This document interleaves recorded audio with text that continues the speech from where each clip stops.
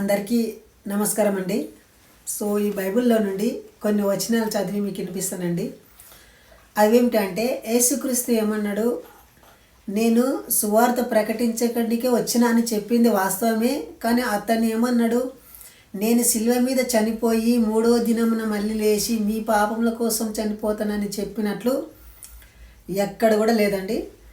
దయచేసి మీరు అలాంటి ఎవరైనా చెప్తే కూడా అది నమ్మొద్దండి. ఎందుకంటే బైబిల్లో లేనిదే వాళ్ళు చెప్తున్నారు. చూడండి, బైబిల్లో కొన్ని వచనాలు చదివి మీకు వినిపిస్తాను. మార్కు సువార్త 1వ అధ్యాయము 38వ వచనంలో అతడేమంటాడంటే, నేను సువార్త ప్రకటించనీకే వచ్చిన అని అంటాడు. తన శిష్యులకు అంటాడు, నేను సువార్త ప్రకటిస్తా అని అంటాడు. సో చూడండి, మత్తయి సువార్త 10వ అధ్యాయము 5-6 వచనాలు ఏమంటాడంటే, నేను సువార్త ప్రకటించడానికి వచ్చిన, కానీ నేను ఇశ్రాయేలుకు తప్ప మళ్ళీ ఎవ్వరు కూడా ప్రకటించను, నేను ఇశ్రాయేలు కోసమే వచ్చిన అని చెప్పిండు యేసుక్రీస్తు. సో అంతేకాకుండా తన శిష్యులకు కూడా చెప్తాడు, మరే మీరు కూడా సువార్త ఎవరికైనా చెప్తారంటే మీరు ఇశ్రాయేలు కోసమే సువార్త చెప్పండి, వేరే వాళ్ళకి చెప్పొద్దు అంటున్నానని చెప్పాడు.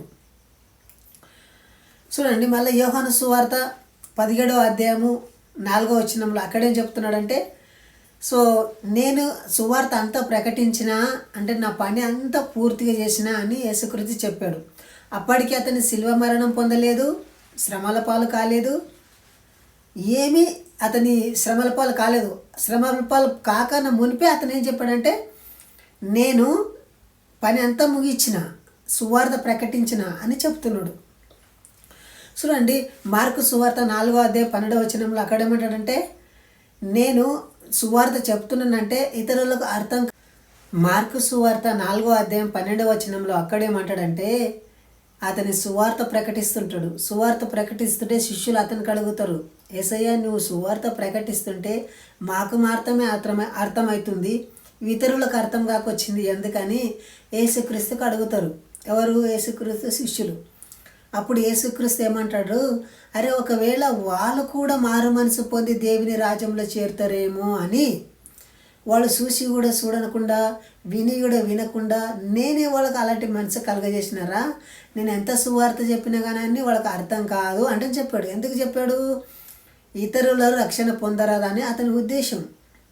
కానీ ఈ రోజులు ఏమంటారు, తోమ తమిళనాడుకి వచ్చాడు, అక్కడ పెద్ద చర్చ్ కట్టారు అని చెప్తాడు. యేసుక్రీస్తు ఏమన్నాడు, మీరు 10 మందికి ఆజ్ఞాపించినప్పుడు మీరు అన్ని మార్గంలో వెళ్ళరాదు, అన్ని జనుల జోలికి వెళ్ళరాదు, అన్నిలకు సువార్త చెప్పరాదు అని చెప్పింటాడు. సో మీరు వీళ్ళు ఏం చేశారంటే, ఈ సువార్త బైబిల్ ఎప్పుడైతే రాశారంటే ఇది యేసుక్రీస్తు చనిపోయిన తర్వాత ఎన్నో సంవత్సరాలకు బైబిల్ రాశారండి. అప్పుడే యేసుక్రీస్తు సువార్త చేసేటప్పుడు అతడు ఏమేమి చేసిండో అన్నీ రాయలేదు. సో వాళ్ళు ఎప్పుడు రాశారంటే యేసుక్రీస్తు చనిపోయిన తర్వాత అది క్రియేట్ చేసుకొని కొన్ని మిక్సింగ్ చేసుకొని రాశారు. ఎట్లా అంటే ఉదాహరణకు ఒక యాక్సిడెంట్ జరుగుతుందండి, యాక్సిడెంట్ అయిపోయిన తర్వాత పంచనామా చేయడానికి కొన్ని జనాలు వస్తారు కదా పోలీసు వారు, వాళ్ళు ఏం చేస్తారంటే ఇతరులు చెప్పింది రాస్తారు అక్కడ. సో అలాగే యేసుక్రీస్తు జరిగింది కొన్ని కల్పితాలు కూడా రాసిండ్రు. సో యేసుక్రీస్తుని ఎందుకు సిలువేశారు? అతను మానవాళి పాపాల గురించి లేకుంటే అంటే యేసుక్రీస్తుని ఎందుకు సిలువేశారంటే అతడు ఏమన్నాడంటే, నేను యూదులకు రాజునని చెప్పుకున్నాడు కాబట్టి మేము ఇతన్ని సిలువేస్తున్నామని పైన ఒక బోర్డు రాసేస్తారు యేసుక్రీస్తుకు. చూడండి, వీడియో కానీ మీకు నచ్చితే లైక్. సో ఫ్రెండ్ ఇంతే వీడియో కానీ మీకు నచ్చితే లైక్ చేసి సబ్స్క్రైబ్ చేయండి. మీకు ఏమైనా డౌట్ ఉన్నా కానీ కమెంట్ చేయండి, వీలైన వారు కాల్ కూడా చేయండి.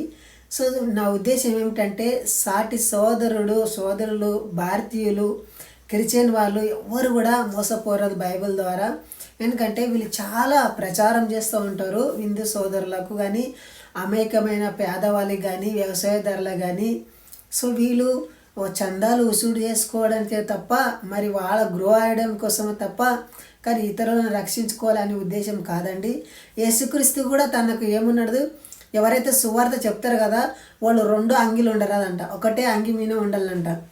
సో తిన్నికి కూడా బత్తెం కట్టుకపోరదంట. కానీ ఈ రోజులలో పాస్టర్లు ఎంత లగ్జరీ లైఫ్ జీవిస్తున్నారు. సో ఫ్రెండ్, మీరు ఇలాంటి భయంకరమైన మహమ్మారి నుండి అంటే యేసు మాటలు చెప్పేటోళ్ళతో ఎంత మోసాలకు గురవుతుంటారో వాళ్ళ నుండి బయటకు రావాలని కోరుతున్నామండి. వాస్తవానికి ఎవరి మతం వాళ్ళు బోధించుకోవచ్చు, కానీ ఈ క్రైస్తవులు వారి మతం వారు బోధించుకుంటే ఎలాంటి సమస్య లేదు. కానీ వాళ్ళు ఏం చేస్తుంటారంటే మత మార్పిడి చేసి ఇతరులని కన్వర్ట్ చేస్తుంటారు. కాబట్టి ఇలాంటి వీడియోలు చేస్తున్నామండి. నిజానికి ఇది క్రైస్తవులకు విరుద్ధమైన వీడియో కాదండి. ఎవరు కూడా తప్పుగా అర్థం చేసుకోవద్దు. జై హింద్, వందే మాతరం.